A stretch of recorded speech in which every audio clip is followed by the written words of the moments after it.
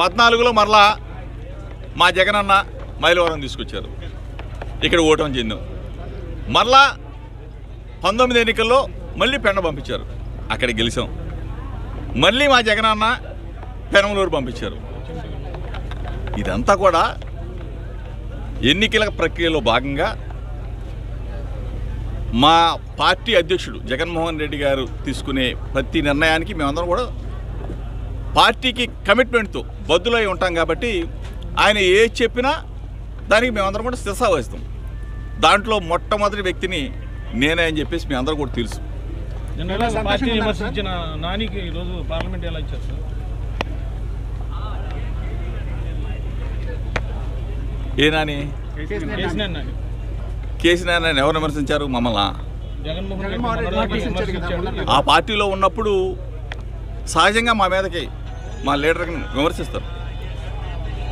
మనసులో ఉన్నా లేకపోయినా జగన్మోహన్ రెడ్డి గారి మీద అమితమైన ప్రేమ ఉంటుంది.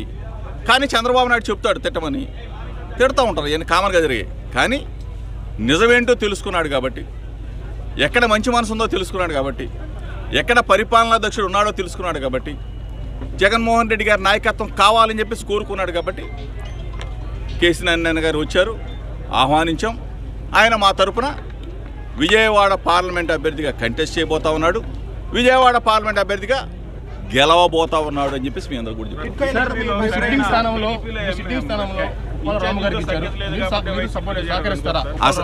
అసలు నా విషయంలో ఇంత కూడా ఎవరు ఆలోచించాల్సిన, జగన్మోహన్ రెడ్డి గారు యుద్ధంలో దిగి యుద్ధం చేసినామంటే ఆ యుద్ధం చేసి రావడమే. ఎక్కడ ఎవరిని పెట్టినా గెలిపించవలసిన నా బాధ్యత నాది, ఎక్కడ ఎవరన్నా సహకరించవలసిన బాధ్యత మనసు నాది.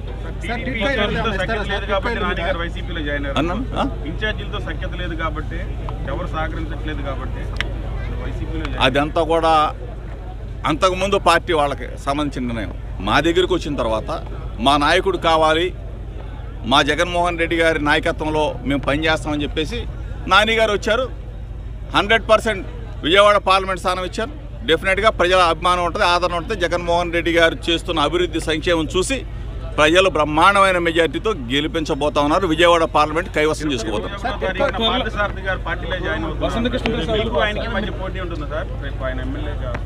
ఎవరు వచ్చినా పోటీ చేయాల్సిందేగా.